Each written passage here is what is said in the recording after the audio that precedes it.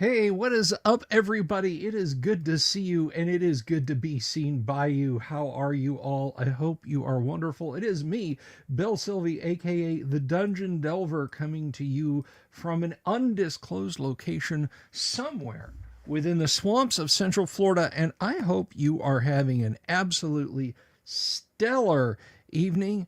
And to you, I say salute. This is the last of the holiday Lindemans. It's not last of the holiday libations by far, but just the last of the Lindemans. So I thought we'd share it on this late Thursday evening, and I hope you guys are doing absolutely fantastic. I am the Dungeon Delver, your doctor of D&D, so you just tell me where it hurts, and I'll do my best to fix it. Welcome to the show.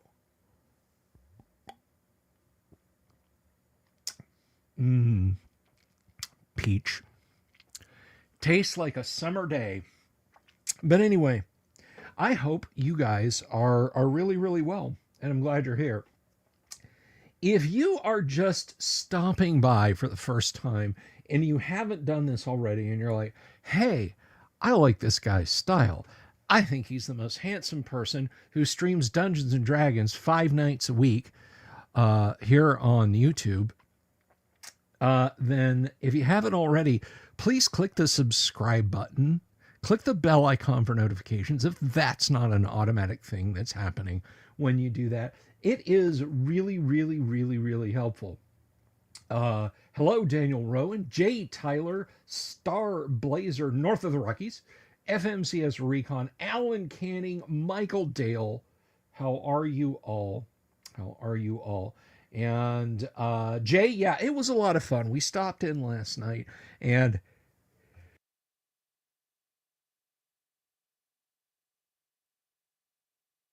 sorry about that. We stopped in last night, or I stopped in last night to say good evening to Father Aaron. He was doing a little late night Pate stream. I always like catching the father shows when I can, whenever he's live. And I always tell people, even if I don't have it to donate, please, please, please, when you see Father Aaron up, throw the man a few bucks. Okay? Definitely. But anyhow, I really hope you guys are doing okay. I saw something today. So first of all, tonight we have no set agenda. I'm here for you guys. I'm here for you guys. Daniel Rowan is spending quality time with the missus. Go, shoo, it'll be fine. Um,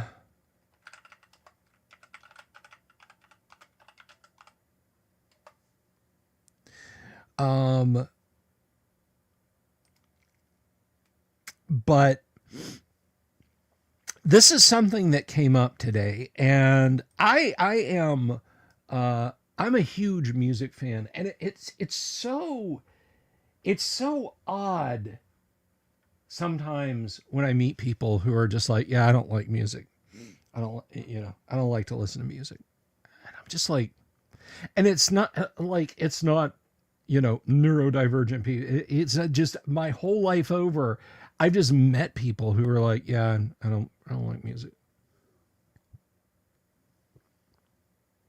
For whatever reason, for whatever trauma befell you, or what have you, you have my deepest sympathies. But I am a guy who likes music. I mean, to the point that I pestered. Uh, well, to be fair, the opening and closing music was actually offered to me. I didn't pester, but I always used to say, yeah, I'll have an open and closing if I can ever get music someday. And it's a big piece of the pie here at the Delver's Dungeon. If you grew up in the 90s or later, I could understand why they don't care for it. Yeah, but I mean, there's 100 years of popular music, 500 years of music, if you want to dip into what we now call classical. But I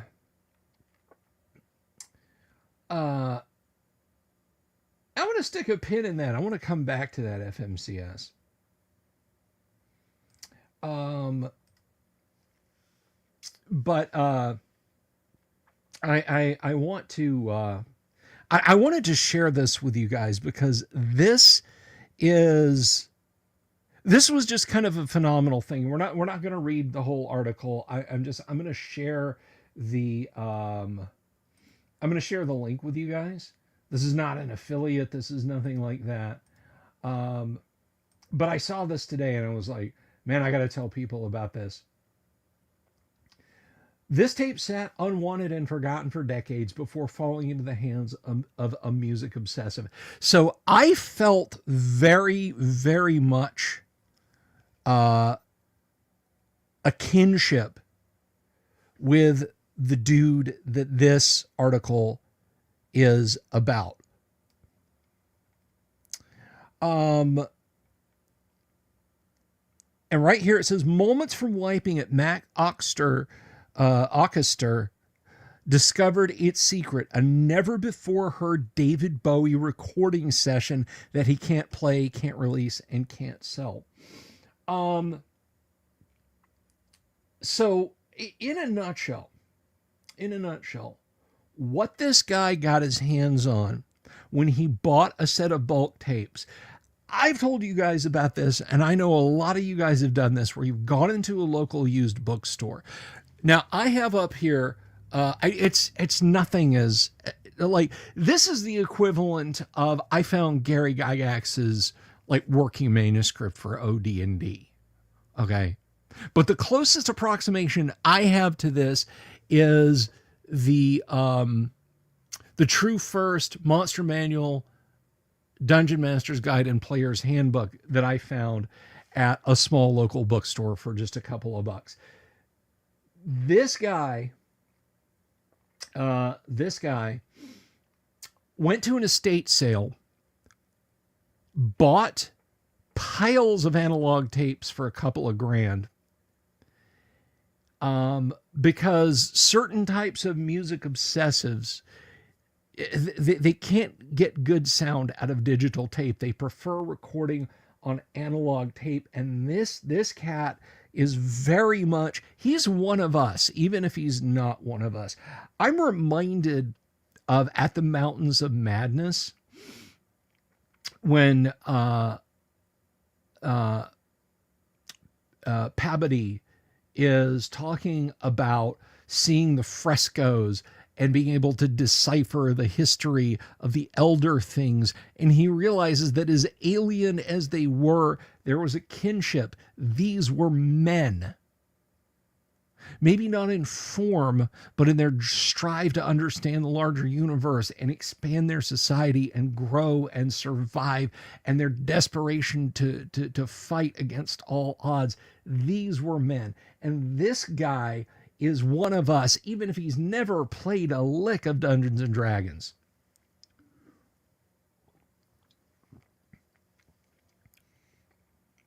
Because if you go read this article, and I'm going to share the link with you, you'll understand exactly what I'm talking about.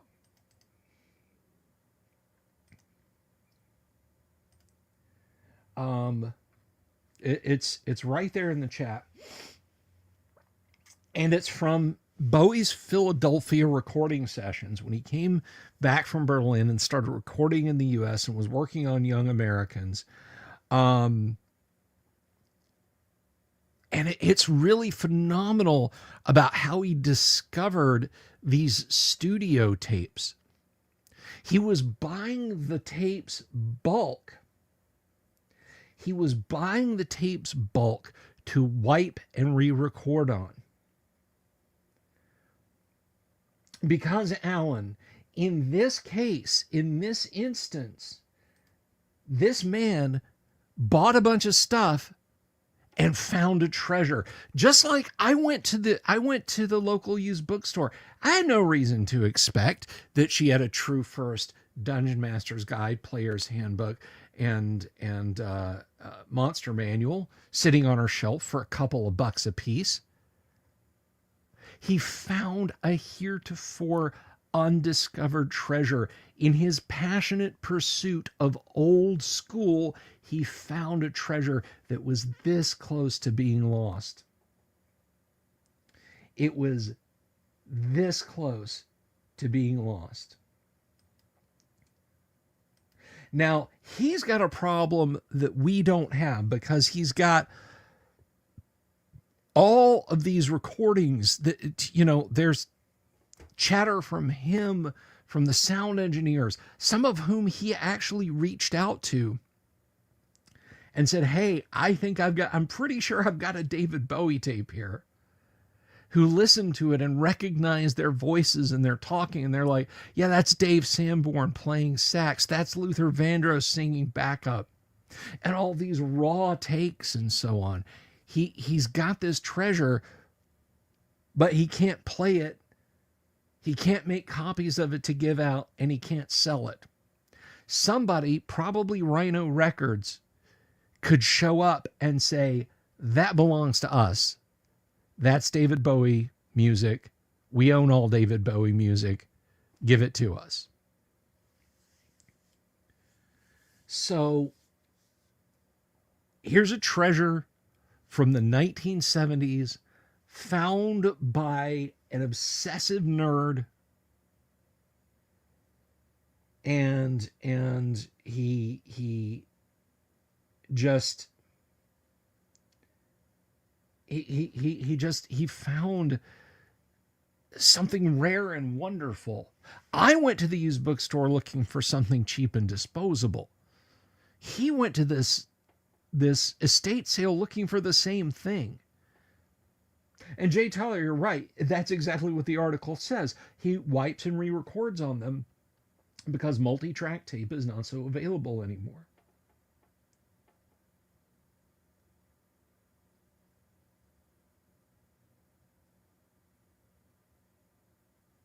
Yeah, north of the Rockies, there. See, so I felt a kinship with this guy in reading this article. And if you like David Bowie's music, or you just like reading about interesting treasure finds, I highly recommend you go read the article. It's linked up there. I just thought it was cool because I like Bowie's music. Now, I've got Changes Bowie. Okay, like his 20 greatest hits, and I added The Man Who Sold the World to my digital library that I keep on SD card in my phone. Okay, so I'm not gonna say, oh yes, the track was different this way and that way, but it was still a fascinating read. So again, I think if you read the article and you're someone who wants classic D&D to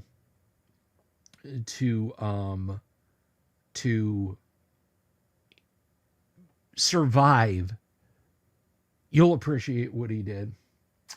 Like it either had a track label on it or he just wanted to check it out. So it says in the article, Jay, he baked the tape and just wanted to see if there was anything of interest on it. And that's when he found it. And I found out from listening to this that old magnetic tapes get gummy. And so the trick is you bake them in an oven, you drive out all the moisture before you play them again.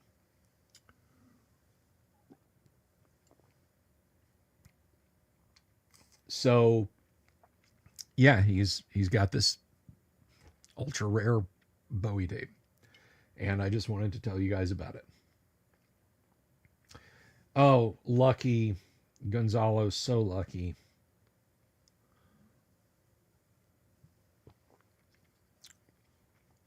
I could have seen him on Glass Spider here in Orlando, but I didn't because I was an idiot. Pizza is great with the Delver Show. I had pizza for dinner tonight. Actually, we've got we ordered Marco's tonight. It was pretty tasty. A little pepperoni, a little mushroom, a little feta cheese. Mwah. Wonderful stuff. But anyway, that said, what do you guys have going on? What's going on in everybody else's world tonight? We're kind of open. We're open to a lot of discussion and we're just kind of hanging out tonight, which is why I uh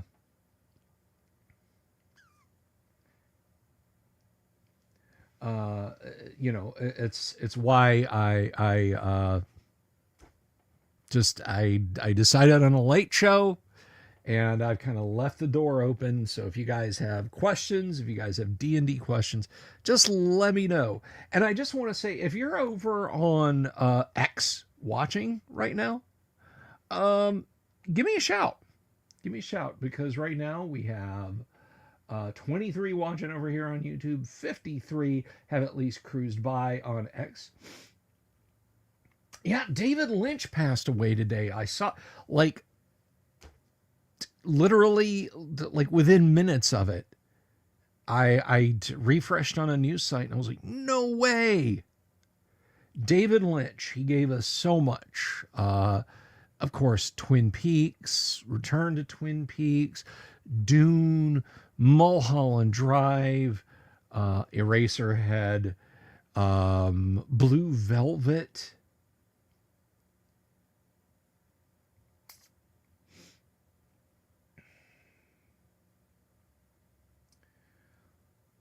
Yeah, yeah. Lynch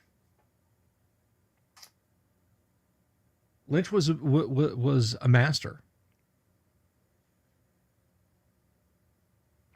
and I love his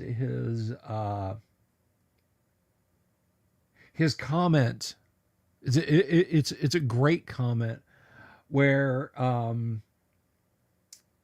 he's being interviewed, and somebody asked him about Eraserhead, and he said, "Well, Eraserhead is my most a spiritual movie ever." And he keeps on talking for a second, and the interviewer goes, "Well, let's step back. You say it's your most spiritual movie ever. Explain that." And David Lynch said, "No." So,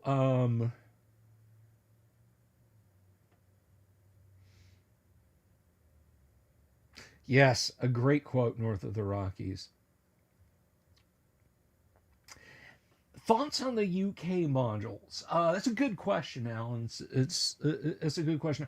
I do want to get back. One thing real quick I want to address, Alan, before I come back to that. FMCS Recon, you're getting around to reading Zweihander. Don't bother with it. I'm telling you emphatically, don't bother with it. Go get the Hogshead copy of Warhammer Fantasy Roleplay First Edition from Drive-Thru RPG instead. It is this book.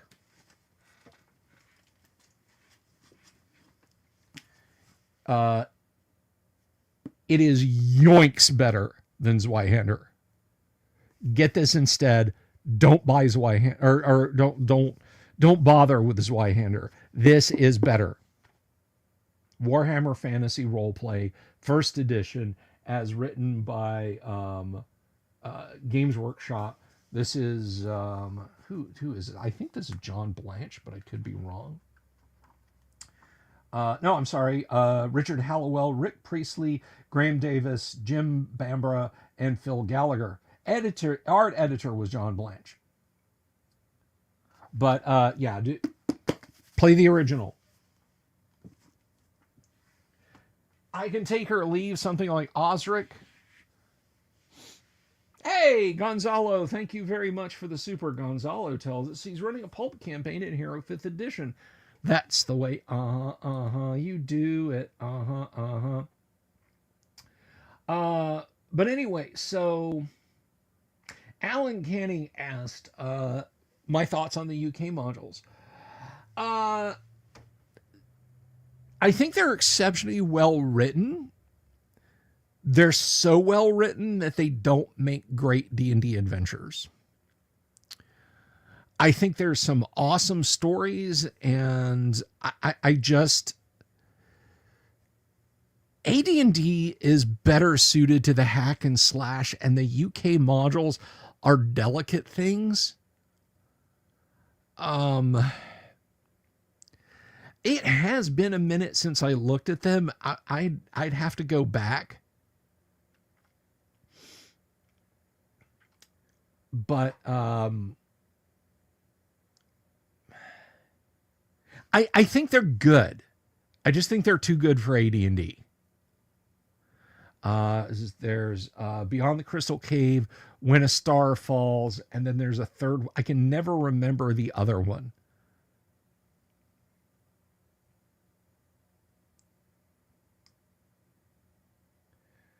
Um, anyway, thank you again for the super Gonzalo. I really appreciate it. Who'll match him? Who'll match Gonzalo? Christopher Sims, good to see you. Hello. You know what?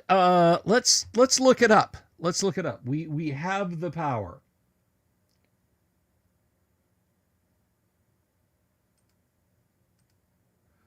We have the power.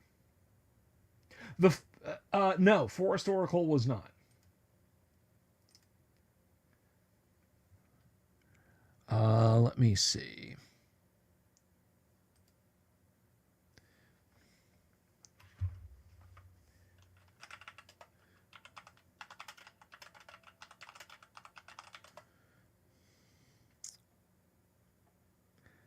The Sentinel.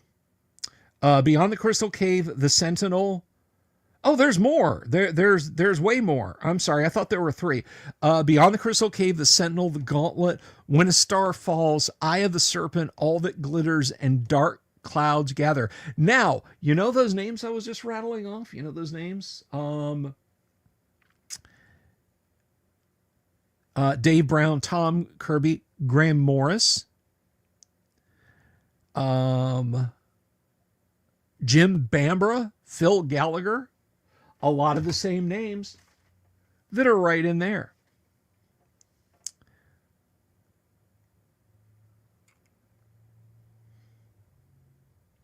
And of course, they heavily use Fiend Folio monsters.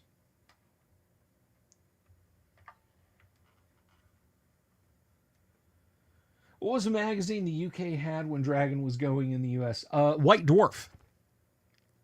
White Dwarf up until 1986, 87. Featured other TTRPG content and other games company content. When Games Workshop really got rolling with Warhammer Fantasy and Warhammer 40K, Dark Future, which was their answer to Car Wars, and so many other games, they basically just said, this is our house organ. We don't talk about anyone's anything else ever. So no more Fiend Factory, no more AD&D modules, no more reviews of other TTRPG products.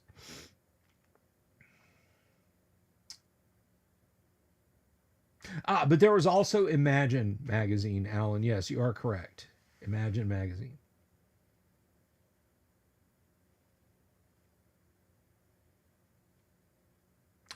Yeah, there's Desert of Desolation, Pharaoh, and Raeza. Is that it? Now that I've said that, that's probably not it at all.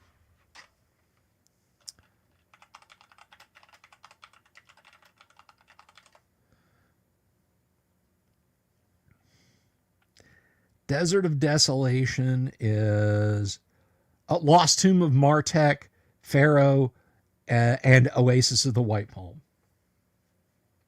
And yes, the Lava Children who look like Alfred E. Newman. That's awesome, Christopher. My local used bookstore wants like $18 a piece for all the White Dwarfs they have. And I mean, they have White Dwarf magazines from like 2012, 2013 that they want 18, 20 bucks each for. The guy who runs the local bookstore has got he's got a bad case of eBay-itis. It's very clear with all of the stuff that he has these days that, hey, Doc Flamingo, that he goes on eBay does the recently sold and looks at the top price and prices accordingly. Now, he's absolutely welcome to do that. He can price it however he wants. I don't care. I don't care. Bless his heart. I hope he makes bank, but he's not going to make it off of me. Okay? I know a fair condition orange spined Dungeon Master's guide is worth 35 to 50 bucks. All right. It's not a 75 or 80 or $90 book. I'm sorry, guy that runs Best Used Books in Longwood. It's not. It's not.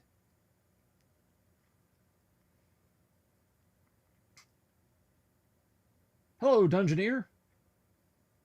Yeah, Drone Swarm. There's lots of magazines about D&D. You had The Dragon and the Strategic Review before it. Dungeon. You had Dungeon. The aforementioned White Dwarf. Imagine. So many. So many.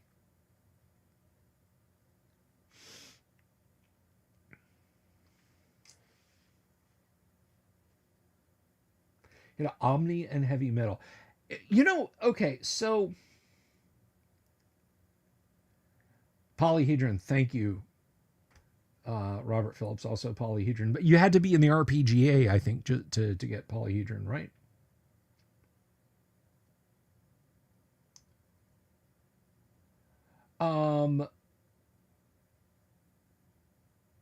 I always thought it was weird, okay? When I was a kid, I read Epic Illustrated. When I could get my hands on a copy, Heavy Metal. And I remember someone who is not me acquired all the issues of Heavy Metal in PDF format. And I went through every issue to tell them how wrong they were. And leafing through all of them, I never saw a single advert for D&D or any other TSR tabletop, anybody's tabletop RPG. The same with Savage Sword of Conan, the same with Epic Illustrated. Now, they were all over Marvel Comics. I don't know about DC Comics. But you guys remember the Bill Willingham illustrated, or was it Jim Ross Love? Oh, no, I don't know. But the little like half page serialized D&D comic strips. And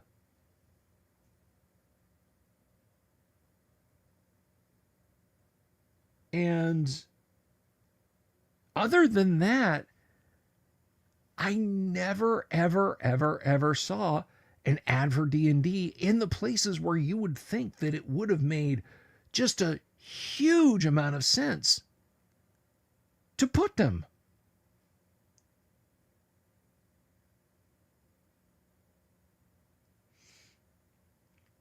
Never saw it in Starlog, Cinefantastique, Fangoria.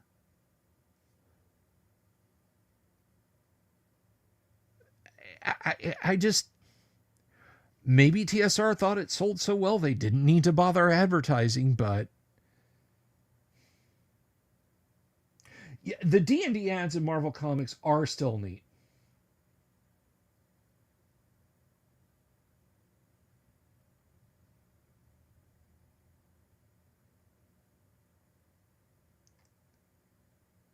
You know who had a good mag was GDW. Had Challenge. Challenge was a good one. It was particularly good for getting Twilight 2000 rules clarifications. Back when Twilight 2000 first edition came out. As it was kind of hazy in places.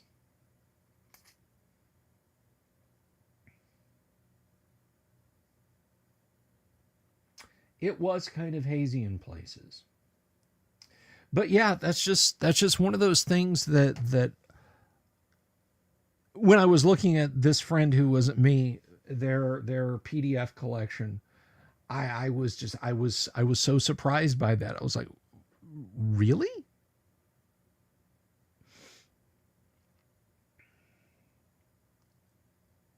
Yeah, I mean, the Venn diagram is almost a complete circle of comic book nerd and tabletop RPG nerd. It really is. Hail, Michael Connor, unbreaded.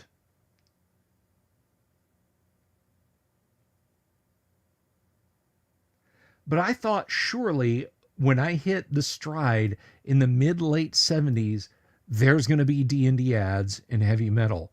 Nope. Okay, there's going to be D&D ads in Epic Illustrated. Nope. There's going to be D&D ads in Savage, surely to God, in Savage Sword of Conan. Nope.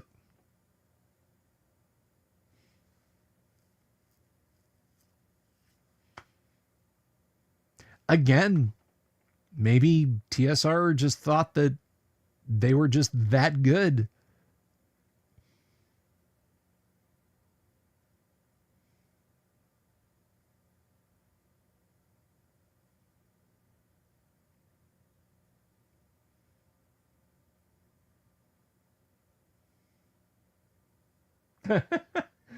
Twilight 2000 seems simple enough to me. You cut your finger on barbed wire, you die of tetanus.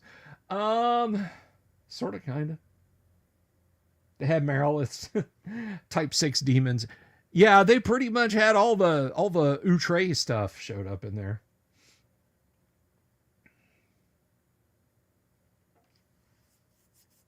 Yeah, you know what? That's one thing. If anybody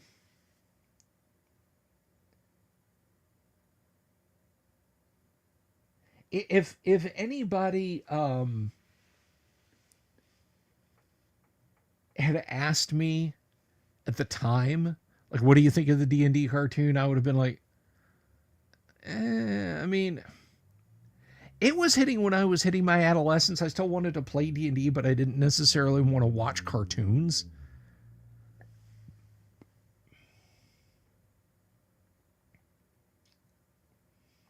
Um, so a lot of guys my age who are now like, "Oh, I've got the box set of the D&D cartoon and I watch it with my kids."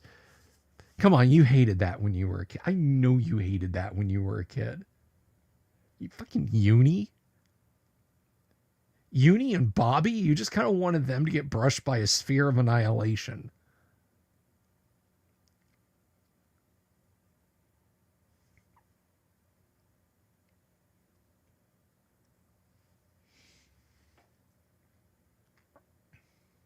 I mean, something, I found this weird. So, and I've talked about this before. There was a standards and practices order basically that came down, and this was not just CBS. This was the federal government said, here's some broadcast bylines for you guys, some standards that you're going to adhere to. And one of them was the complainer is never right. The guy who wants to go against the group and pulls an actually is never allowed to be right, not even once. Think about the D&D cartoon. How often was Eric right? He never was. Donnie Most, Eric Cavalier, if he went off and did his own thing, it was to his detriment, and the rest of the group had to come and rescue him. He was chastened and he was sorry.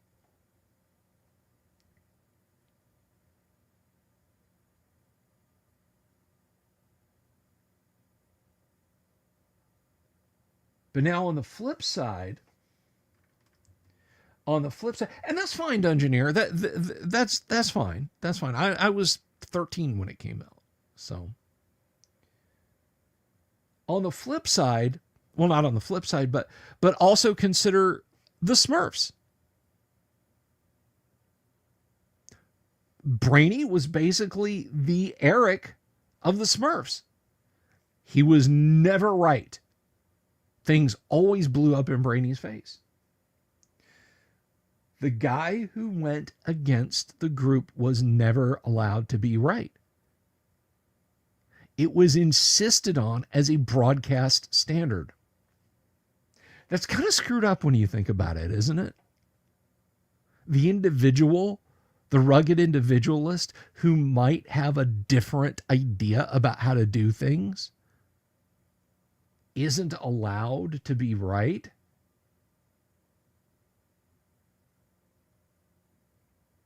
And I think there's an echo of that. I think like a distant thunder, like a peal of distant thunder, and it echoes across in our generation, because we grew up watching those cartoons. You know, there's fingerprints on our cerebral cortex put there by Zenith and General Electric and Philips, Magnavox.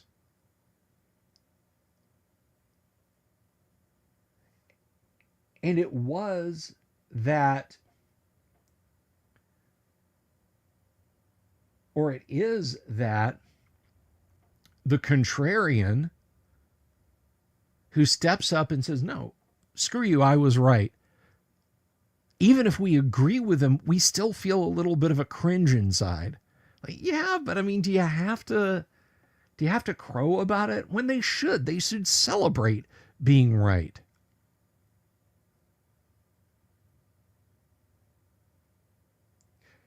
Did it have the pull power button? Like you popped it out to turn it on? When you did, there was that big degaussing thump and warbled hum. Was it like that, Pauper Night? Like you couldn't leave your VHS tapes on top of it or they'd get a little like grainy because there's just enough of a field.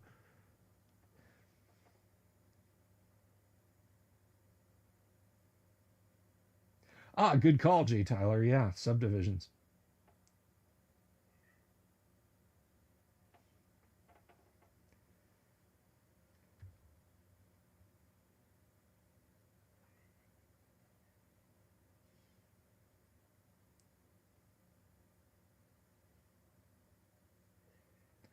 Venkel said D&D cartoon had a few things going for it. Wenger was well written enough in his defeats that it didn't seem to. Yeah, no, I'm going to agree with you. Wenger's problem was that he always had Tiamat coming after him, Venkel, and he also his monsters would just completely like shaft him. Also a beholder on them, and it was like the lamest beholder, and it looked proper scary. I mean, that beholder should have been the end of those kids.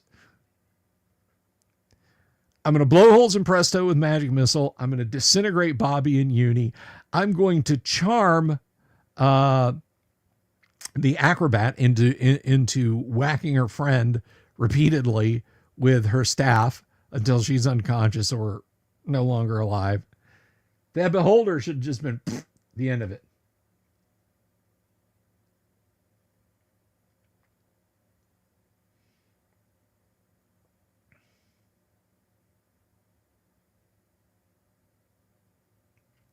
I don't get too political on here, Michael, but that's kind of the way I was skating.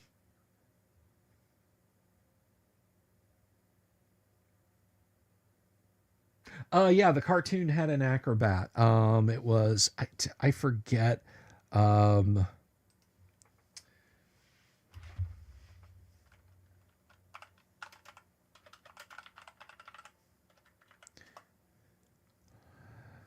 Let's see. Heroes. Diana. Diana the acrobat, voiced by Tanya Gale Smith. A brave, athletic, and outspoken 14-year-old girl. She's an acrobat who carries the javelin quarterstaff, which can change size to suit her needs. Don't. And be easily reconstructed if broken. Diana is also known to provide inspiration, guidance, and support for her friends at her time of peril. Sheila is the thief, voiced by Katie Lee. She has a cloak of invisibility, which makes her invisible when the hood is raised over her head. Although occasionally emotionally vulnerable and with a great fear of being alone in the realm, Sheila regularly utilizes the stealth abilities of her cloak at great peril for herself for the benefit of the common goals of her group.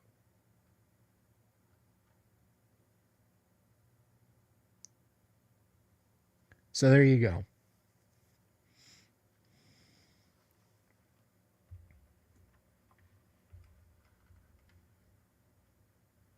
Not a real class. It absolutely was a real class. It's one of the few classes in Unearthed Arcana that doesn't make me itch. I actually don't mind the acrobat class. Did I see the new D&D? I did not see the new D&D movie. I haven't seen it yet. I keep meaning to, guys. I'm going to. I'll watch it. Heidi Gygax said it was fine and that her dad would have really enjoyed it, she thought. So I'll give it a look eventually. Drone Swarm says, if I had a choice for one character would be Snake Plissken, another Charles Bukowski, and another Faye Dunaway. Oh, Lord. I don't... I don't. Maybe you're putting together a team for Gumshoe, or mercenary spies and private eyes. Did they add Thief Acrobat in Unearthed Arcana because of the D&D cartoon? No, the Thief Acrobat was put in. They popped up originally in Dragon Magazine.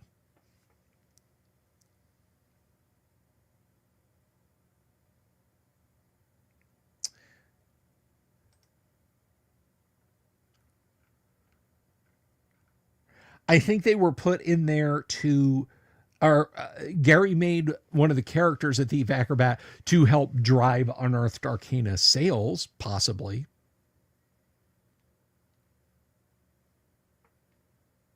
Or rather, because the cartoon came out before Unearthed Arcana, I think he put the Thief Acrobat, well, he created the Thief Acrobat.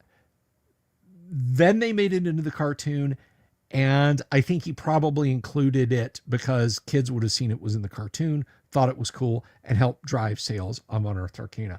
Unearthed Arcana practically sold itself. I mean, it couldn't have sold better if it had had legs and a mind of its own to jump into shopping carts or buyers' hands, reach in their pocket, fish out $20 and lay it on the counter at the toy store, bookstore, department store, whatever.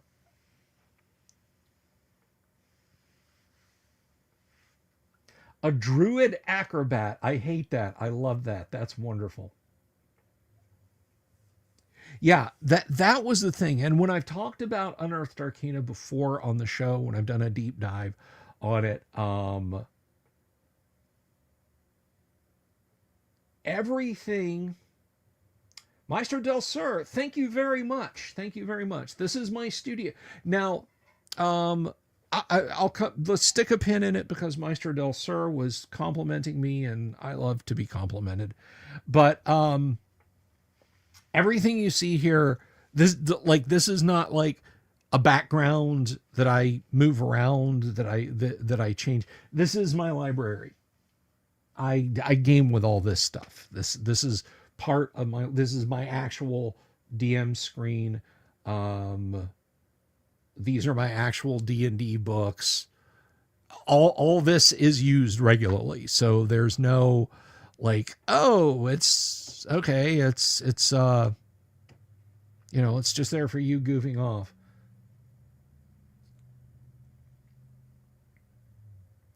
But anyway,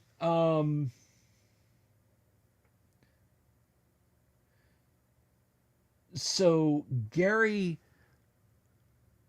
as I've said before, everything that was in Unearthed Arcana was stuff that Gary, or I think in the case of a lot of the non-human deities, Roger Moore had written up. A lot of it were magic items and artifacts that showed up in other modules along with spells. There was basically just a lot of stuff from Dragon Magazine and other modules concatenated into a single book to quickly make money for a very, very sick TSR. And it worked a treat. Because there had been no new rule book for AD&D for 5 years. Not counting monster books. Like, here's how you play the game now. For 5 years.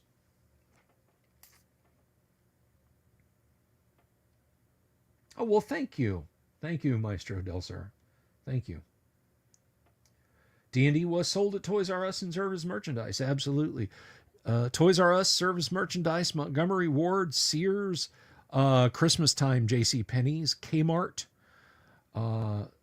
Circus World, KB Toys, probably. Hello, Clark Whitten. Good to see you.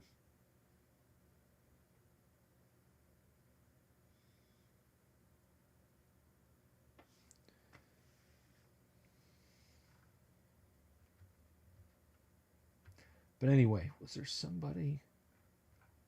Oh, and I was talking about this earlier. David Lynch passed away. Bob Uecker passed away today.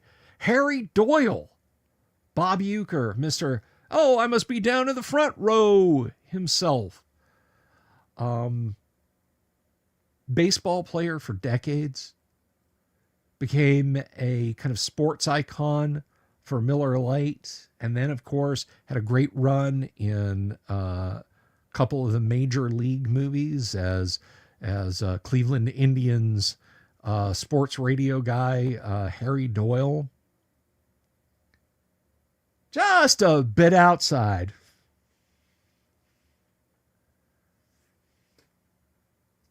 What was it? Vaughn is throwing. He's like he's throwing parabolic arcs. He's not throwing pitches.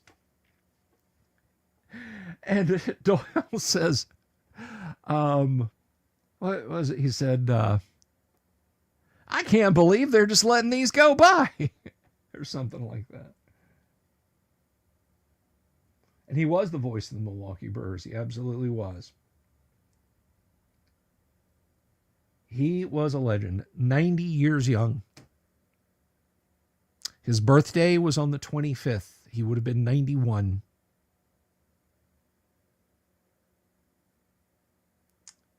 That's a good run. I hope I have a run that good myself. On Mr. That's right. He was on Mr. Belvedere.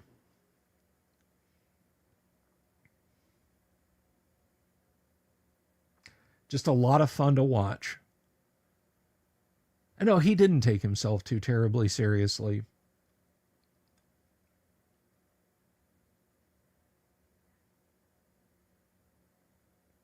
Melee and Death Trap when I was at a family party. Now, Melee was a Steve Jackson Games RPG, and it was a mini game initially.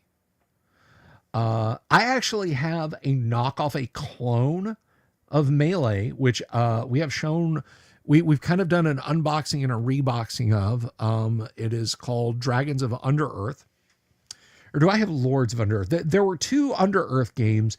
One of them was widely published everywhere, and the other barely got published at all, which is why the one, if you can find it, goes for about $20, and the other is like 99, $100, $120. SJG of Texas. The Austin, Texas SJG. Where is it? Over here?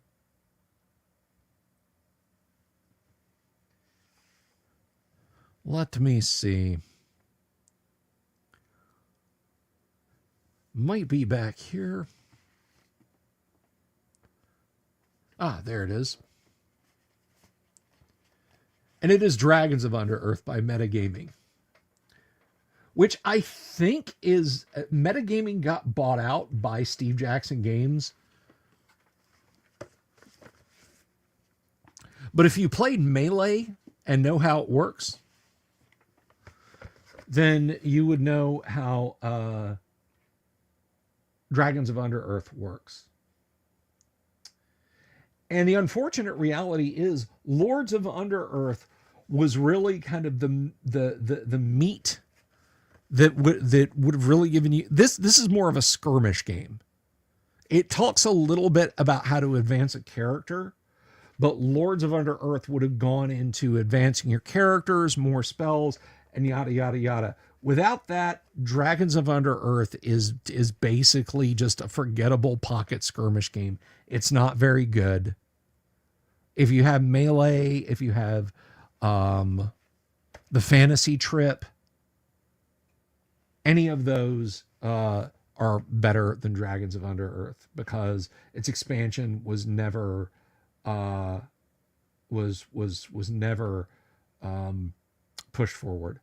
Hit location tables, no hit location tables here, Drone Swarm. It is a very, very, very quick and dirty role-playing game. Has a few pieces of absolutely gorgeous art. I don't think I can do any justice to it showing you guys this piece on the back.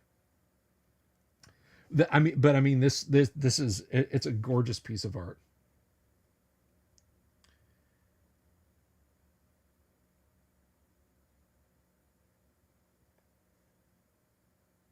So the blurb on the back says, Dragons of Under-Earth gives you danger and glory in a complete fantasy role-playing game where you are the hero.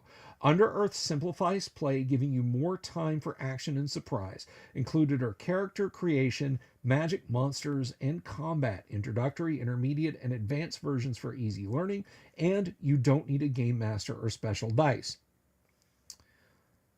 Yeah, we were mentioning that earlier, Popper. Under-Earth is metagaming's basic fantasy role-playing system. Lords of Under-Earth introduced the small group combat rules. Dragons of Under-Earth expands to a complete character role-playing system. Under-Earth is compatible with a fantasy trip. Players don't need rules from one system to play the other, but they will find this they will find they mix perfectly. So yeah, Dragons of Under-Earth. If if you have the fantasy trip, if you have Melee, just don't bother with it. Don't rush out and buy a copy unless you're a weirdo completist.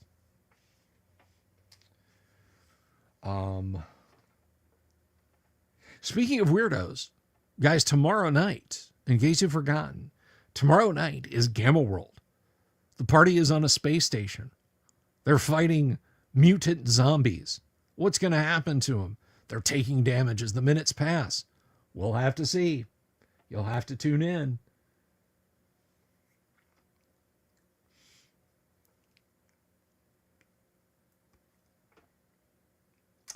You'll have to tune in tomorrow night because we got that going on.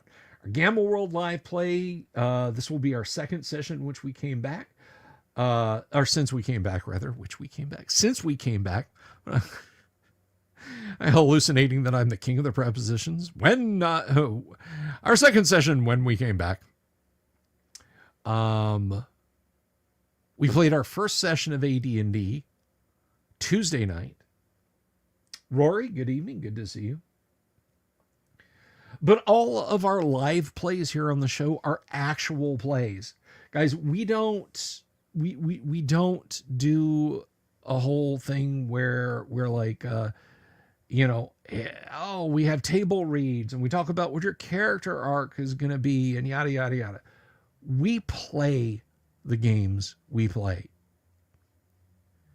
We might have had a character die on Tuesday night from handling an intelligent sword of the wrong alignment. Not a player, a character, just to emphasize that, a character.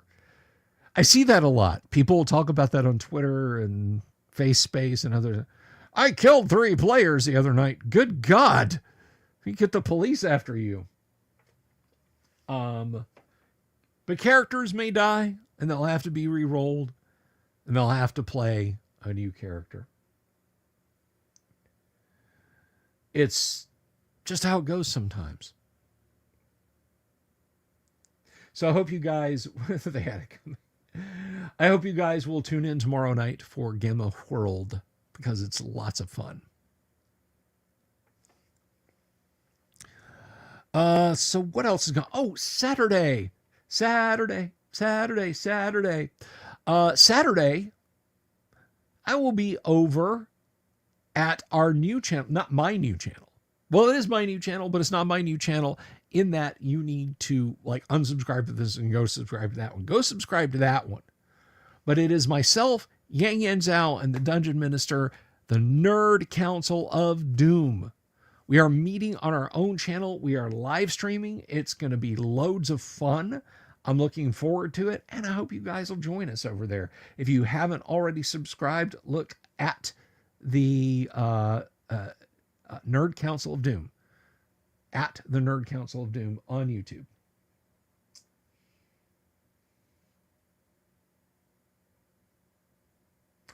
Wasn't it Fantasy Trip that held a real world treasure hunt in its early days? I don't know, North of the Rockies. That is a little bit off my radar. Now, I do know this. There were actually a couple of computer role-playing games back in the day that did have real treasure hunts. The Atari games, the Sword World games, it was Earth World, Air World, Fire World, and Water World. And they all came with a little DC comic. And you had to play the games, get clues from the game, get clues from the comics that were hidden in the drawings, and send them all into Atari, and they would select randomly from the people who correctly completed all of them and invite those people up to play the final game, Air World. And the person who could be Air World the first won these basically, I think it was like a jeweled cup. It was just like a little trophy that was made out of gold, embedded with rubies and emeralds and sapphires and so on.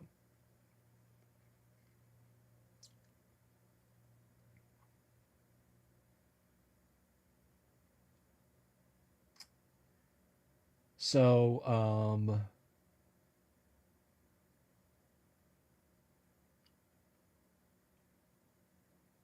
oh, Atomic FX, thank you very much. Been watching the How to Play 1E playlist. It's great to see how far my channel has come. Well, I appreciate that. Yeah, we kind of started on a shoestring budget around here. I'm still on a shoestring budget. I make the string look a little bit better.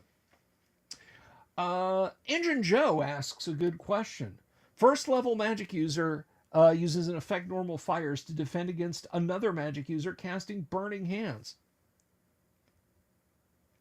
Let's have a look-see.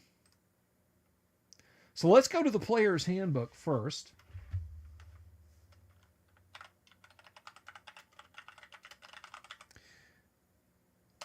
Effect normal fires.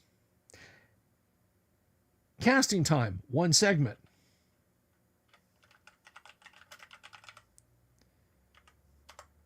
Burning hands, casting time, 1 segment. It's gonna come down. It's gonna come down to initiative.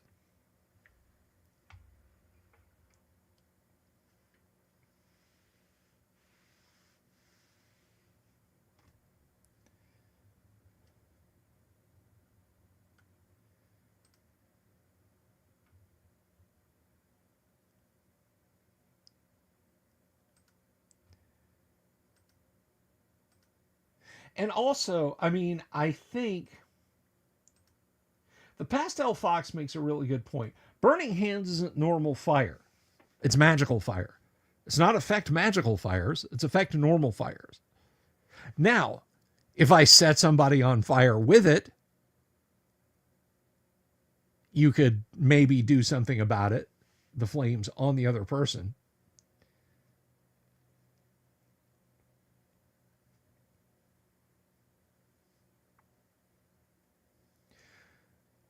So I would deem it couldn't do anything, actually, because it's not a normal fire. It's a magical fire. Can I explain how segments work? It's really simple, FMCS Recon. There are 10 segments in a round. That's it. In the round, certain stuff happens on certain segments. It's literally just a division of time for every round. 10 segments in a round. A round is 1 minute. So 10 rounds in a turn. 6 turns in an hour.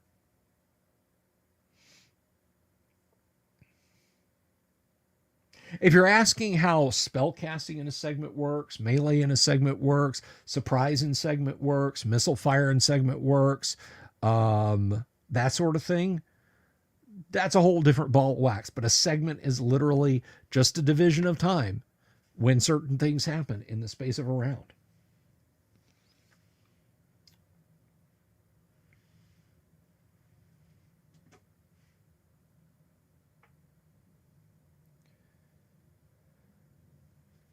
Now, the better in that situation,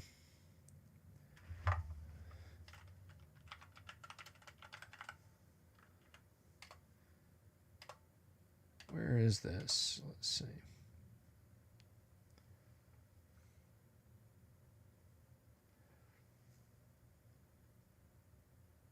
The third level cleric spell, Dispel Magic versus Burning Hands. This Burning Hands is only 1 segment. Dispel Magic is 3 segments. But if there's a big enough disparity,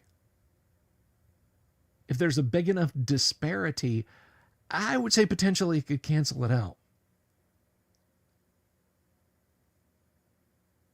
Yes, a segment is 6 seconds, Dungeoneer. Now, there are a few things. Cantrips and Featherfall, for example, come in fractions of a segment.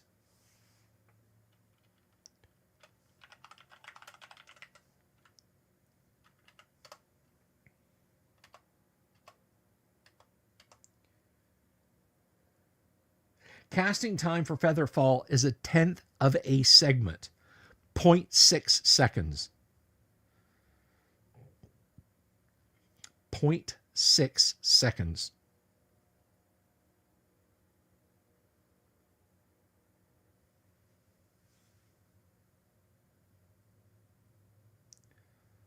So that is fairly instantaneous.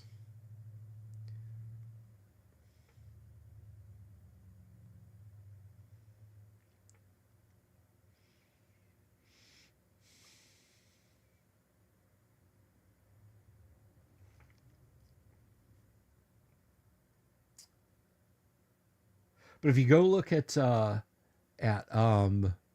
cantrips, you'll see half segment, quarter segment, third of a segment, so on and etc.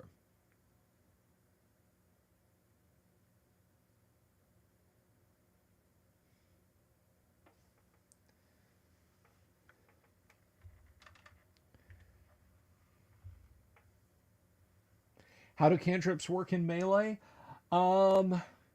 Well, I mean, initiative still comes down to initiative. Okay, if I, the dungeon master, roll a 6 and you, the player, roll a 1, your spells, whether they are full-blown spells or cantrips, do not start until the 6th segment.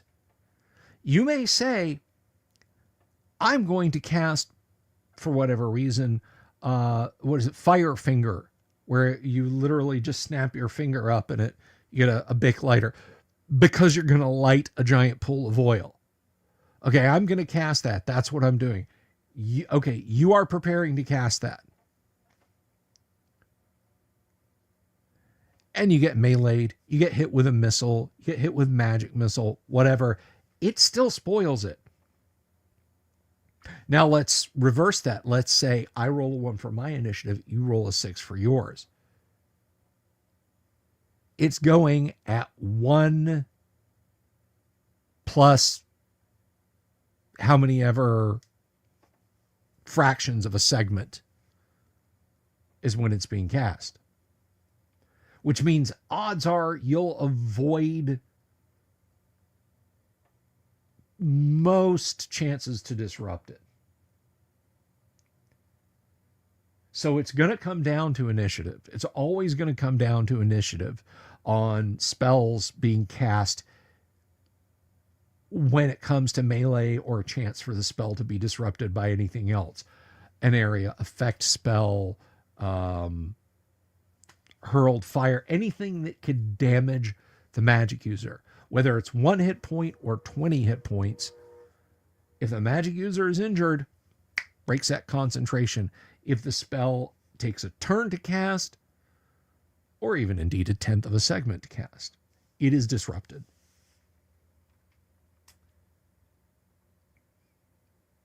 How do the fragment segments work? Only in the edge cases of Featherfall, cantrips, or initiative ties does it really become that big of an issue. Let's say Brutus the Bad is about to wind up and stab your magic user's corner. Brutus just got soaked with a bucket of oil, and Brutus has a longsword. Your magic user casts Flame Finger and lights Brutus on fire. I would still make the magic user try to make a 2-hit roll. Unless he's saying, hey, Brutus is standing in a puddle of oil, so I'm gonna light the puddle on fire.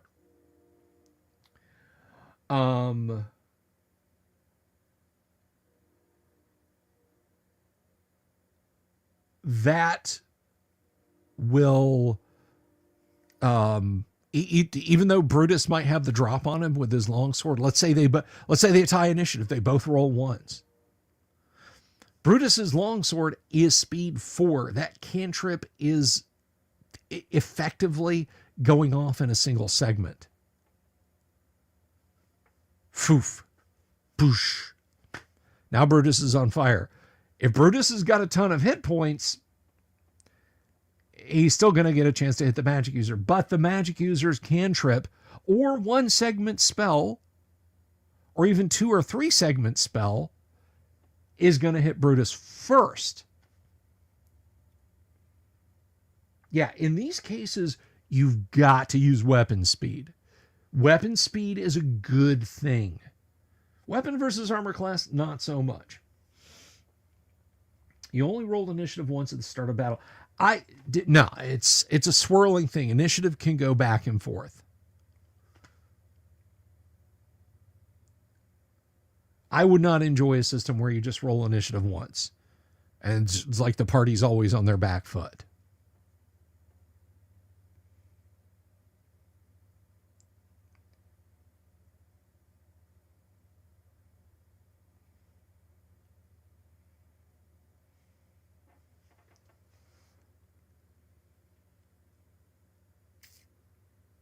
Everyone knows Brutus prefers garden shears as a weapon.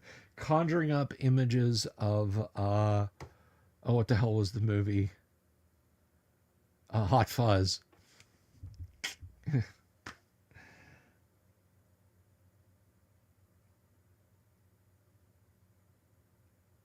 Yeah, you got to use weapon speed. It is integral to keeping the segment, spell casting time, action, I hate this term, but it works, action economy of AD&D working. You take out weapon speeds. See, that's one of the things that just doesn't sit with me with basic D&D. There are no spell casting times. There are no weapon speeds. It just takes a lot of the color and granularity out of combat for me. No, you cannot ram a door with a floating disc.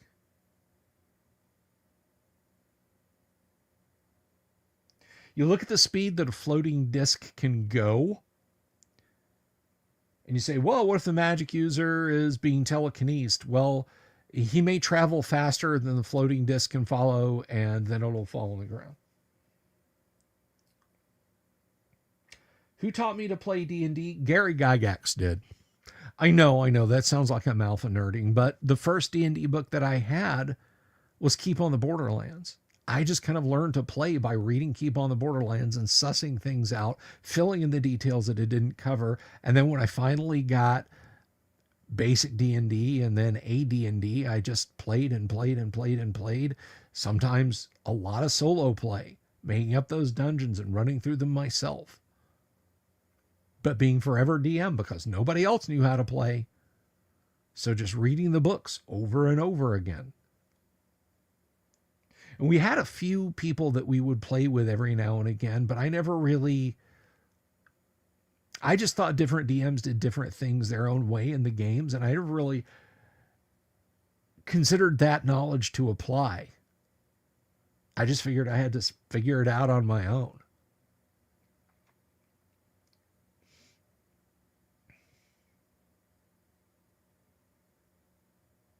Very true, north of the Rockies. Weapon speed is good for preserving verisimilitude. And there's something you have to be aware of with weapon speed.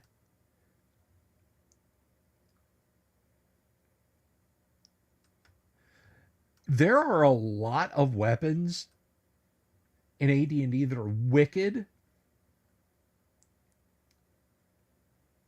and can do like a whole lot of damage. For example, the Bilge's Arm. The Bilge's Arm, when we look at its damage,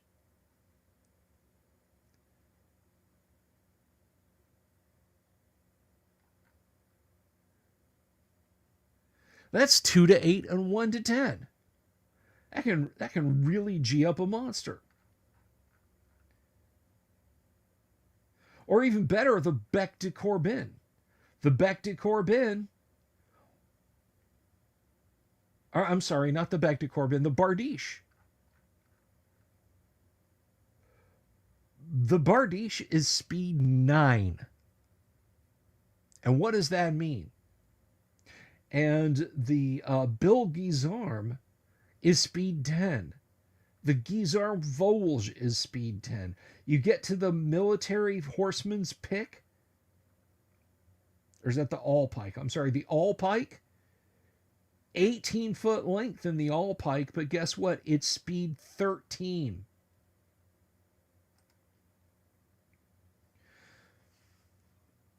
Those weapons are striking every other round.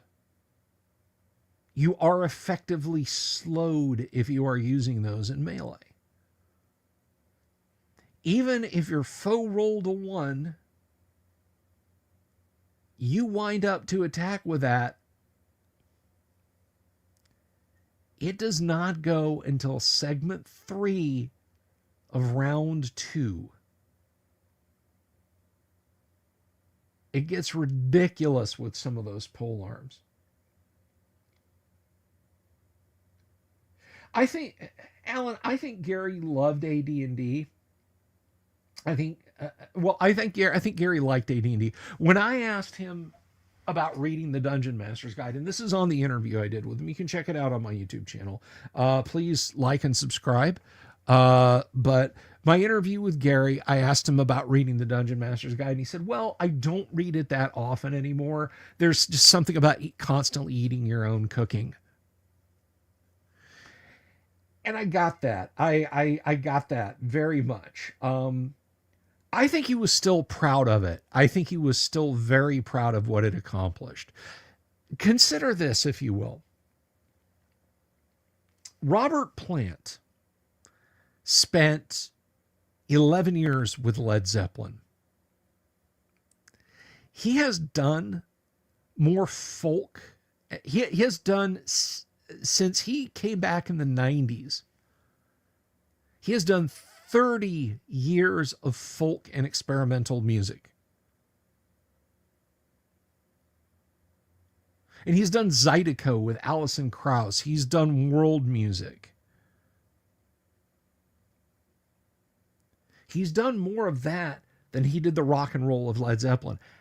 Everybody listens to Stairway to Heaven, probably fairly fewer people listen to anything from his various works since, the 90s rolled around.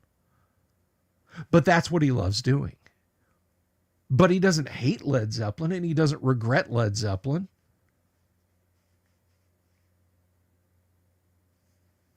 Hey, Alan, thank you very much for the super sticker.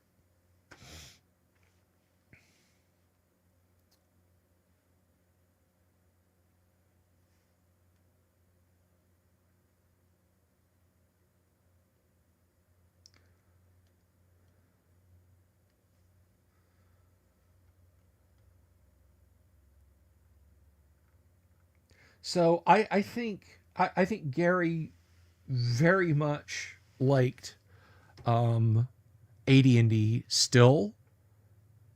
I just think there were things that he had kind of moved on to. I know you guys like Stairway. I get it. I'll play it at the end of a concert. Here's 90 minutes of myself and other folk musicians doing other stuff instead. Oh, thank you, Jay. Now, I mean, consider this. When I grew up, I used to scream my lungs out and thrash my head around for a good stretch in the 90s, listening to industrial music. Okay. And one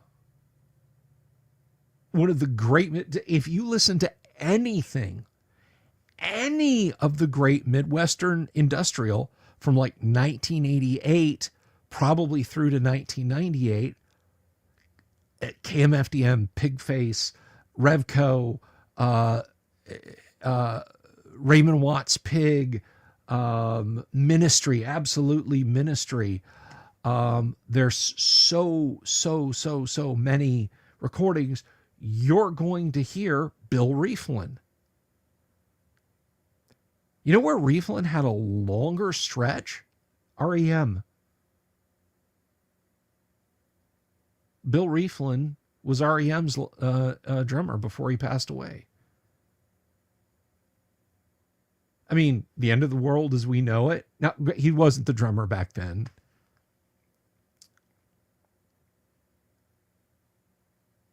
But I mean, yeah, there's a guy, the strobe lights, the chicken wire, the S&M leather get-ups, the screaming, the synths, stage diving, mosh pits. And he's just playing with REM towards the end. Helmet and Bad Religion. 9 Inch Nails, yeah. I was a singer. No, I wasn't a singer. And it's the same. Chris Connolly. Connolly was a huge. He's Scottish, I believe, or is he Irish? I can't remember. But a huge part of the Chicago industrial scene. Spoken word and Nick Cave or David Bowie-esque pop music is his solo oeuvre.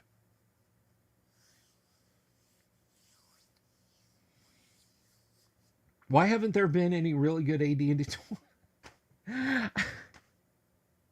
I like to think that I've been doing a pretty good job of keeping the fires lit, Alan. Thanks. Hey, you can pick up a module or two of mine floating around on the internet, right?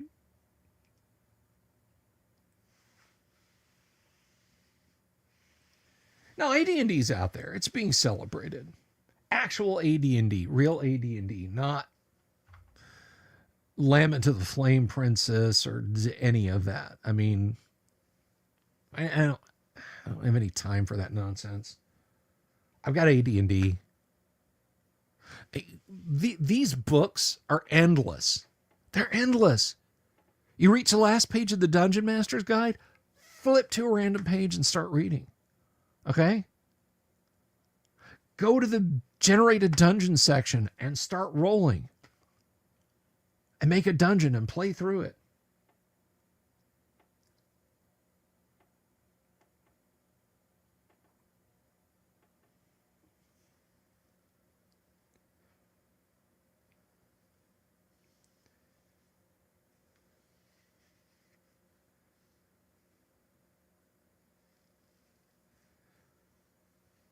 So, I mean, you know, it's endless and infinite, and it's why I don't get much into clones. I mean, if you're out there and you're doing a clone, hey, awesome, good for you. I'm happy for you. But I'm going to let you know something.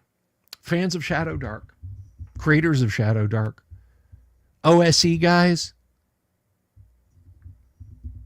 Mork Borg, which I know that's how it's spelled, but apparently it's pronounced Michelob beer, as I understand it. Or is it Mark Barron? Michael Boston, I think is how you pronounce it.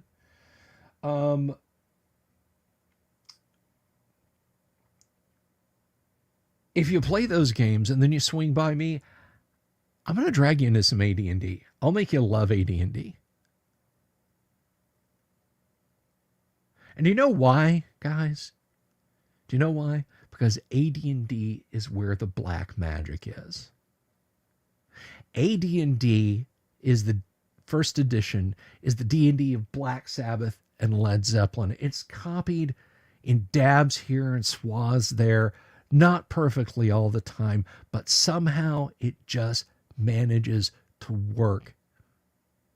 It's the D&D that's written in High Gygaxian. It's the D&D that dares you to take a bite of the apple and see eternity. It's the D&D that's got the naked chicks in the books, the blood dripping off the swords. It's the D&D of drow torture parlors and the Tomb of Horrors and Against the Giants and alcohol and drug use tables. It's the D&D where the Tomb of Horrors means your character will die if they make a mistake. No save or take damage in first edition AD&D. It's the D&D that told us orcs are fecund, and then Gary sent us to the dictionary because we didn't know what fecund meant, but we found out. It is where the black magic is and always will be forevermore. And whatever path I see you walking down, Shadow Dark, OSE, Osric, Swords and Wizardry, White Box, Blue Home, 5th edition, 4th edition, 3rd edition, 3.5, Pathfinder, I will drag you into playing an AD&D game. And if my track record's anything to go by, at the end of the day, you're going to love it. You're going to love it as much as I do. That's AD&D. And that's why I like it so much.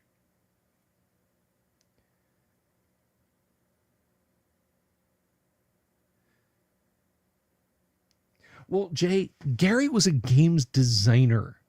That goes back to that Robert Plant analogy. Robert Plant's a musician and a singer. He never stops creating, and Gary never stopped creating. Do you know Gary created enough chess variations to fill a book? He created card games, board games, war games, not just RPGs. Even if Gary had stayed at TSR all the way until he passed away, Gary would have been creating new stuff every year. The AD&D we would have gotten after first edition might not have been an AD&D we like. We might have been griping about how Gary wrecked it. He just drove it up on the rocks.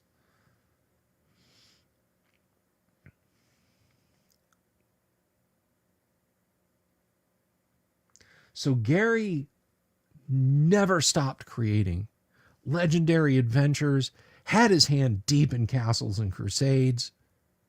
Let me tell you something, just a little bit of insider info. Everything in Castles and Crusades was blessed by Gary. Gary, does this work? Now, he was still working on Legendary Adventures. But those guys, they made sure it passed the smell test.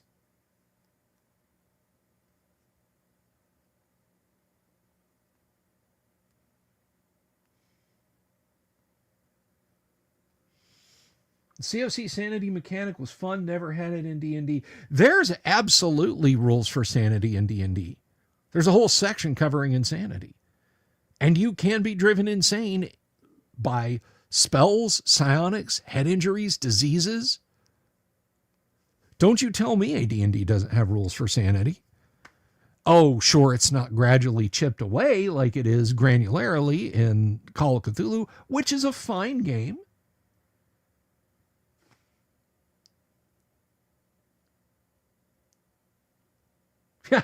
He made Cyborg Commando. Okay, every once in a while, even a genius is allowed to throw, the greatest quarterback in the world who ever lived has thrown an interception every now and again, okay?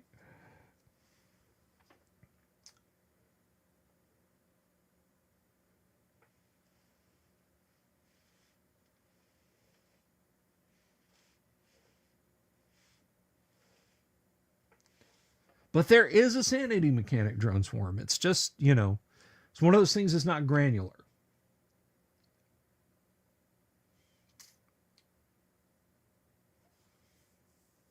A fun fact about Dangerous Journeys. When Gary left TSR, their attorneys sent him basically a preemptive cease and desist that they wanted him to agree to not use his name on any role-playing game products because it would damage the D&D brand, because his name was so closely associated with Dungeons and Dragons. He did not sign it. It was left unsigned. And TSR was so scared of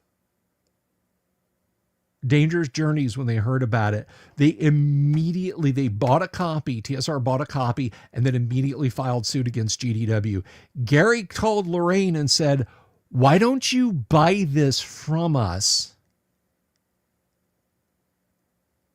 and publish it?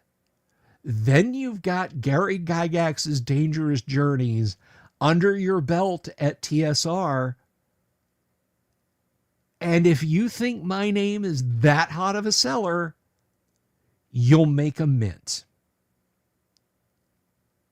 And they sued GDW and they lost.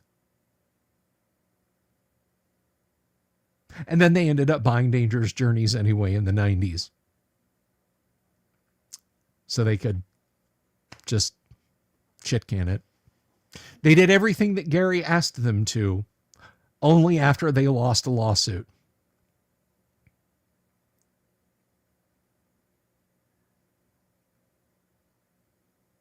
CNC wasn't an interception, it was a sack. Fair enough. Fair enough. I think Gary would appreciate the football analogy, although he might not like us picking on Cyborg Commando. I'll say this about Cyborg Commando. It had an interesting mechanic of rolling a die, and the die after that you rolled was a multiplier, not an addition. So you roll D10 times D10. So you might get a 5 and then a 4, and then you'd have 20.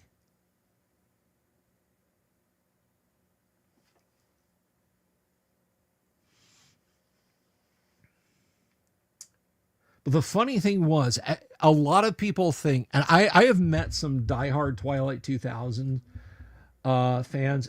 Yes, I have Pastel Fox. Yes, I have met Dave Arneson. I will come back to that. But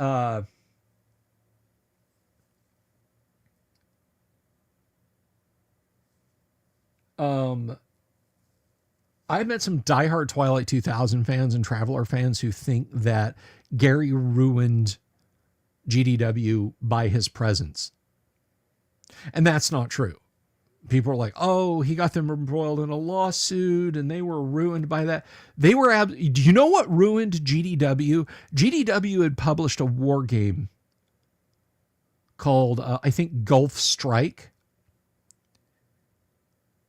And they published it in the very late 1980s. Well, guess what happened a year or so after they published it? Desert Storm. And the thinking was that this was going to be a 2-year campaign minimum. So they printed thousands and thousands and thousands, tens of thousands of copies of this game because they thought it would be the hottest seller. By the time it started hitting game store shelves, Operation Desert Storm was over. It was over. Nobody was interested. All the feints, all the maneuver warfare that people thought the Iraqis would be doing, tactical, chemical, and nuclear attacks. Oh, do they have a nuke up their sleeves? You know, what's it going to be like? Their pilots have been trained by the best pilots the Soviets have and hardened by 8 years of combat against the Iranians. Or they got their teeth kicked in regularly. Nobody really considered that. So GDW sent these out, and they were all returned unsold. They took a bath on it. It holed them at the waterline, and they sank. That's what did for GDW. So Pastel Fox asked, did I ever meet Dave Arneson? Yes, I did. Dave Arneson, towards the end of his life, lived and worked right here in Central Florida. He was a member of the local HMGS, Historical Miniatures Gaming South chapter. He ran games at the FLGS, favorite local gaming store, which at the time was called Sci-Fi City. And he taught at the Full Sail Academy campus here. He taught game design. And I remember I was running AD&D at the HMGS gig, and the director of HMGS brought Dave to meet me. And bless his heart, Chuck, what was Chuck's last name? Don't remember, don't care to remember. Chuck told Dave that I was running original D&D. So Arneson came over to check out my game, and there's my, not this DM screen, but a 1E DM screen. I had my library of players' handbooks. Everybody's got a player's handbook. So he goes over there, and there's AD&D. But I'll say this, he was pleasant to talk to, and he autographed all of my OD&D books right next to Gary's autograph. Which, if I only wanted him to autograph Blackmore, and I put it on top of the stack and set it down, and I said, Dave, could I get your autograph here? And he was like, absolutely, of course. And so he autographed Blackmore, and then he went through and he autographed Men in Magic, Monsters and Treasure, The Outdoor and Wilderness Adventure. If I had known the level of input he had with the, not the, now I want to be very careful when I say this. Dave Arneson unquestionably is the all-father of the modern role-playing game. He did not create Dungeons and Dragons.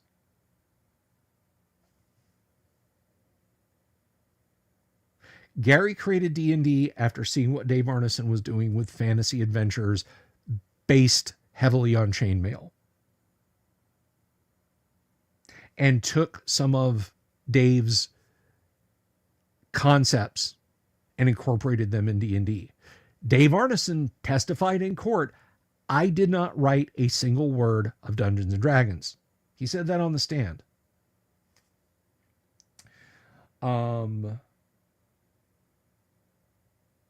So I absolutely appreciate and salute Dave Arneson. He was a creative genius.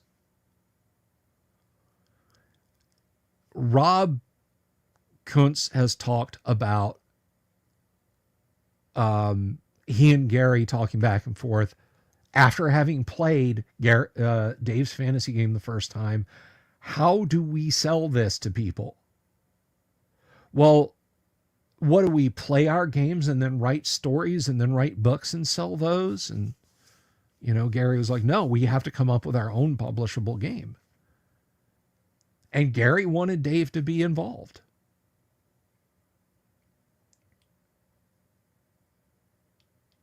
And he absolutely wanted to credit Arneson for Arneson introducing him to some of the concepts that he put in D&D. But Dave Arneson did not create D&D insofar as writing any part of it. Developing some of the concepts that went into it, but not writing it, not creating the things that Gary created specifically for it. So I hope nobody thinks I'm Gary fanboying here. It's just there is a nuance. There is a nuance. Oh, there's lots of references to chainmail in original D&D supplements. And I have talked to people who worked with Dave Arneson at early TSR who said that, they didn't necessarily get along with Dave Arneson at TSR. But then those people themselves have been kind of unpleasant. Oh, you like the interview I did with Rob? Thank you, Alan. We certainly did have some technical issues with that.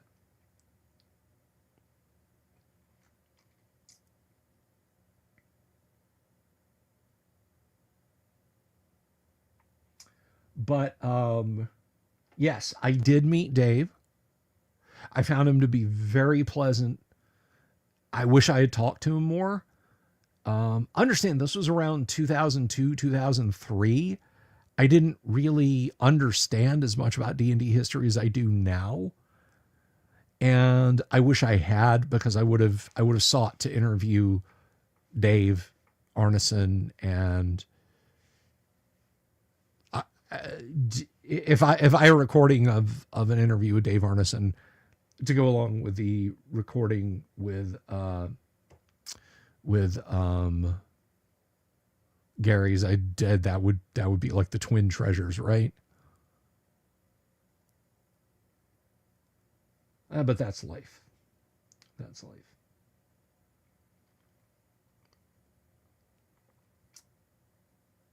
So, my voice is kind of starting to go a little bit, guys. I think I'm probably going to go ahead and wrap up here, unless anybody has any other questions for me. Now, we will be back tomorrow night. I will be back on Saturday over on the new channel with the live streaming of the Nerd Council of Doom with Yang and with Dungeon Minister. That's going to be a lot of fun.